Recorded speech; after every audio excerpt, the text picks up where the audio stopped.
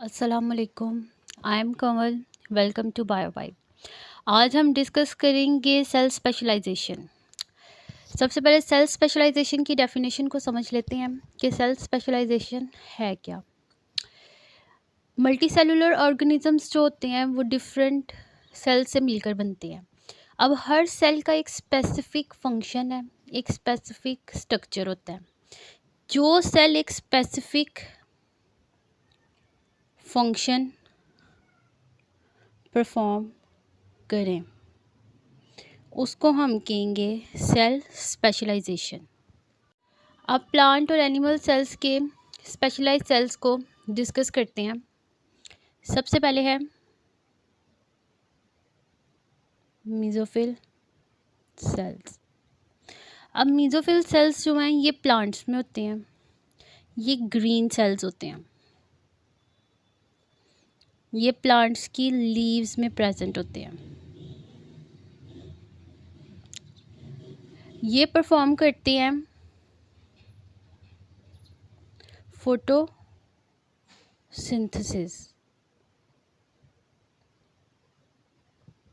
Photosynthesis हमें पता है कि प्लांट्स फोटोसिंथेसिस परफॉर्म करते हैं अपना फूड प्रिपेयर करने के लिए।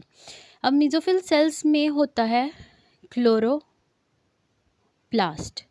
अब क्लोरोप्लास्ट कंटेन करता है क्लोरोफिल। अब ये जो क्लोरोफिल है ये हेल्प करता है प्लांट को टू कैप्चर मोर लाइट। जितनी ज़्यादा वो लाइट एनर्जी एब्जॉर्ब करेंगे उतनी ज़्यादा फोटोसिंथेसिस होगी। जितनी ज़्यादा फोटोसिंथेसिस होगी उतना ज़्यादा प्लांट अपना फूड प्रिपेयर करेंगे। और मीजोफिल सेल्स की एक खास अरेंजमेंट होती है। इनकी एक स्पेसिफिक, जिससे ये ज़्यादा से ज़्यादा एनर्जी जो है लाइट एनर्जी उसको कैप्चर करते हैं। अब हम लोग मीजोफिल सेल का स्ट्रक्चर देखें तो ये अपर एपिडर्मिस है, ये लोअर एपिडर्मिस है और ये हैं मीजोफिल सेल्स। इनकी एक खास अरेंजमेंट होती है प्लांट्स में जिससे ये ज़्यादा से ज़्यादा लाइट एनर्जी जो होती है उसको अब्जॉर्ब करते हैं और फोटोसिंथेसिस का प्रोसेस ज़्यादा होता है। नेक्स्ट है एपिडर्मिस सेल्स। अब एपिडर्मिस सेल्स क्या है? ये फ्लैट और टाइटली पैक्ड सेल्स हैं। ये प्लांट्स के ऑर्गन्स की आउटर लेयर पर होते हैं।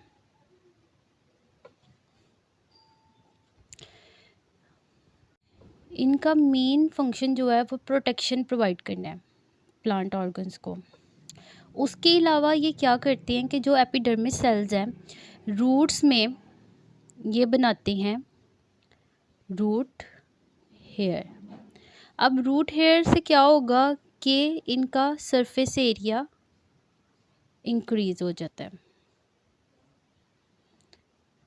सरफेस एरिया इंक्रीज होने से ये एब्जॉर्ब करते हैं ज़्यादा पानी और मिनरल्स को। अब यही एपिडर्मिस सेल्स प्रेजेंट होते हैं लोअर लीव में, कि लीव का जो उनसा नीचे वाला हिस्सा होता है वहाँ पे जो ये एपिडर्मिस सेल्स होते हैं ये अब वहाँ पे क्या फंक्शन परफॉर्म करते हैं कि लीव्स में ये बनाते हैं गार्ड सेल्स। अब गार्ड सेल्स जो हैं वो रेगुलेट करते हैं opening and closing of stomata. Stomata जो है ये प्लांट की लीव्स में ट्रांसपायरेशन कंट्रोल करता है, गैसियस एक्सचेंज जो है उसको कंट्रोल करता है।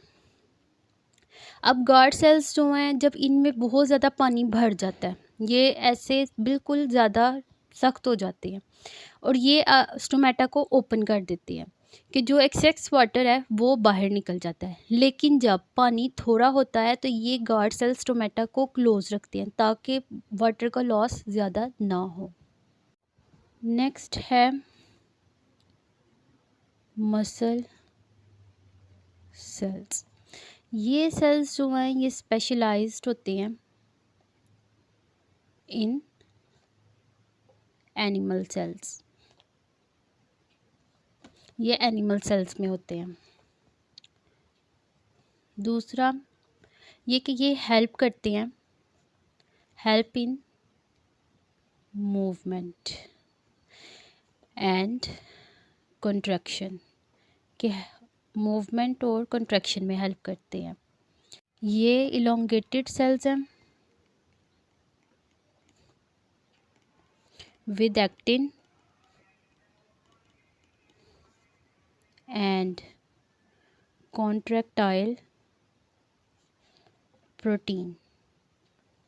अब इसकी मसल सेल्स की 3 टाइप्स हैं, skeletal muscle cells, cardiac muscle cells and smooth muscle cells.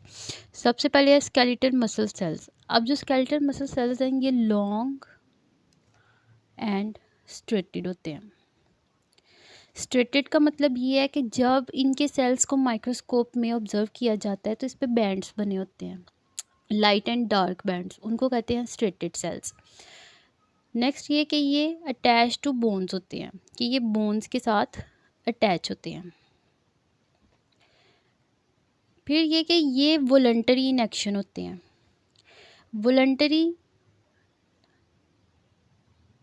Voluntary in action का मतलब ये है कि हम इसको खुद कंट्रोल करते हैं, हमारी body muscle skeletal muscle cells को खुद कंट्रोल कर रही होती है। ये हेल्प करती हैं मूवमेंट में, बॉडी मूवमेंट जो होती है वो स्केलेटल मसल सेल्स की वजह से होती है। नेक्स्ट है कार्डियक मसल सेल्स।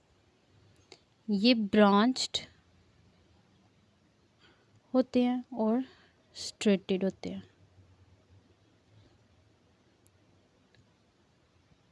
और ये अटैच होते हैं हार्ट वॉल्स के साथ। ये involuntary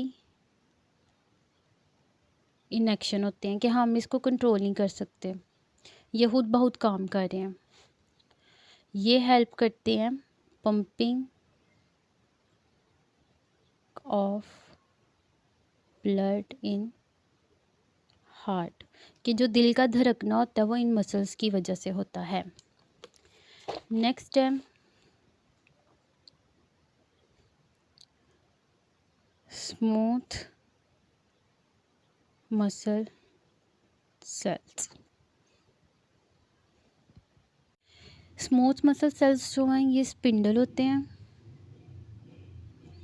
spindle and non striated, कि इनमें लाइट एंड डार्क बैंड्स नहीं होते। ये इंटरनल ऑर्गन्स की लाइनिंग में होते हैं, इंटरनल ऑर्गन्स लाइनिंग, ये वहाँ पे प्रेजेंट होते हैं। ये भी इनवॉलंटरी इन एक्शन होते हैं कि ये खुद बहुत काम कर रहे हैं। दूसरा ये कि ये फंक्शन परफॉर्म करते हैं, जैसे कि ये प्रेजेंट होते हैं ब्लड वेसल्स में और ये हेल्प करते हैं, रेगुलेट करते हैं ब्लड फ्लो को।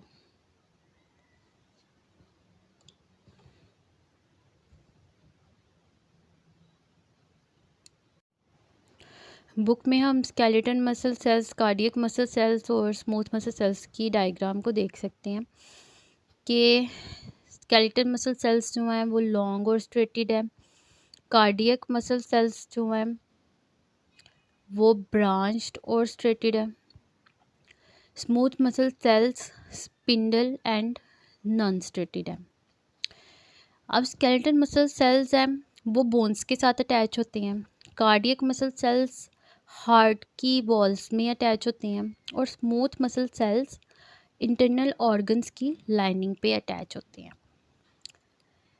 ये वॉलंटरी इन एक्शन है कि हम इसको खुद कंट्रोल करते हैं। कार्डियक मसल सेल्स और स्मूथ मसल सेल्स ये इनवॉलंटरी इन एक्शन है कि हमारे कंट्रोल में नहीं है, ये खुद बहुत काम कर रहे हैं। नेक्स्ट है न्यूरॉन्स। अब न्यूरॉन्स जो हैं ये स्पेशलाइज्ड सेल्स हैं नर्वस सिस्टम के। ये मैसेज या सिग्नल्स कह सकते हैं ट्रांसमिट करते हैं बॉडी में। सिग्नल्स ट्रांसमिट करने के लिए इनका एक स्पेशल स्ट्रक्चर है। इसके स्ट्रक्चर को अगर हम डिस्कस करें तो इसके 3 पार्ट्स हैं। सबसे पहले है डेंड्राइट्स, दूसरा है सेल बॉडी, थर्ड वन है एक्सॉन्स। अब डेंड्राइट्स का फंक्शन है कि ये सिग्नल जो है सिग्नल रिसीव करते हैं फ्रॉम बॉडी। ये उन सिग्नल्स को सेल बॉडी प्रोसेस करता है। और एक्सॉन्स का फंक्शन है कि ये आगे से उन सिग्नल्स को ट्रांसफ़र करते हैं, ट्रांसफ़र सिग्नल्स फॉरवर्ड। इसको समझने के लिए हम एक छोटी सी एग्जांपल ले सकते हैं कि जब हम किसी गर्म चीज़ को हाथ लगाते हैं तो हम फ़ौरन से वो हाथ पीछे कर लेते हैं। अब हमारी बॉडी में वो सिग्नल पहुंचता कैसी है ब्रेन तक कि ये चीज़ गर्म है और हमने अपना हाथ पीछे करना है। अब क्या होता है जब हम किसी गर्म पैन को, किसी गर्म चीज़ को हाथ लगाते हैं, उसको टच करते हैं, जो सेंसरी न्यूरॉन्स के डेंड्राइट्स हैं वो सिग्नल ट्रांसफ़र करते हैं, उनको सिग्नल मिलता है कि ये चीज़ गर्म है। फिर आगे से वो सिग्नल ट्रांसफ़र होता है स्पाइनल कॉर्ड में। अब स्पाइनल कॉर्ड के जो मोटर न्यूरॉन्स होते हैं वो आगे से सिग्नल ट्रांसफ़र करते हैं मसल सेल्स को कि वो ये बताते हैं कि ये चीज़ गर्म है और हमने अपना हाथ पीछे करना है। ये सारा प्रोसेस एक नैनो सेकेंड्स के अंदर हो जाता है, लेकिन इसके पीछे पूरा प्रोसेस ये होता है कि डेंड्राइट्स ने वो सिग्नल लिया, उन्होंने एक्सॉन्स को दिया, एक्सॉन्स ने आगे से ट्रांसफ़र किया, ब्रेन तक लेके गए, ब्रेन से फिर बॉडी को सिग्नल मिला कि ये चीज़ गर्म है और हमने अपना हाथ पीछे करना है। ये हम न्यूरॉन का स्ट्रक्चर देख सकते हैं कि ये सेल बॉडी है और ये डेंड्राइट्स हैं सेल बॉडी के साथ। और ये जो लंबी सी एक्सटेंशन है, ये लॉन्गर एक्सटेंशन है, इसको हम एक्सॉन कहेंगे। अब डेंड्राइट का फंक्शन है कि ये सिग्नल रिसीव कर रहे हैं और सेल बॉडी उस सिग्नल को प्रोसेस करती है और एक्सॉन्स जो हैं उनको आगे से ट्रांसफ़र करते हैं। नेक्स्ट है red blood cells. Red blood cells जो हैं ये स्पेशलाइज्ड सेल्स हैं टू कैरी ऑक्सीजन। ये ऑक्सीजन को लंग्स से लेकर बॉडी टिश्यू में ट्रांसफ़र करते हैं। इनकी शेप होती है बायकनकेव डिस्क शेप्ड। जो इनकी ये शेप है इसकी वजह से इनका सरफेस एरिया इंक्रीज़ होता है सेल का। अब सरफेस एरिया इंक्रीज़ होगा तो ये एब्जॉर्ब करेंगे, absorb more oxygen and release more oxygen. इसमें होता है हीमोग्लोबिन। हीमोग्लोबिन हेल्प करता है टू कैरी ऑक्सीजन। अब जो मैच्योर सेल है blood cell, red blood cell, उसमें ना न्यूक्लियस होगा, ना माइटोकॉन्ड्रिया है और ना ही एंडोप्लाज्मिक रेटिकुलम है। इससे क्या होगा कि ज़्यादा जगह मिलेगी, सेल के अंदर स्पेस खाली होगी और ज़्यादा से ज़्यादा हीमोग्लोबिन होगा और जितना ज़्यादा हीमोग्लोबिन होगा उतनी ज़्यादा ऑक्सीजन ये कैरी करेगा। आई होप आज की वीडियो आपको अच्छी लगी होगी। If you have any question you can ask in the comment section. Please like share and subscribe the channel. Bye bye.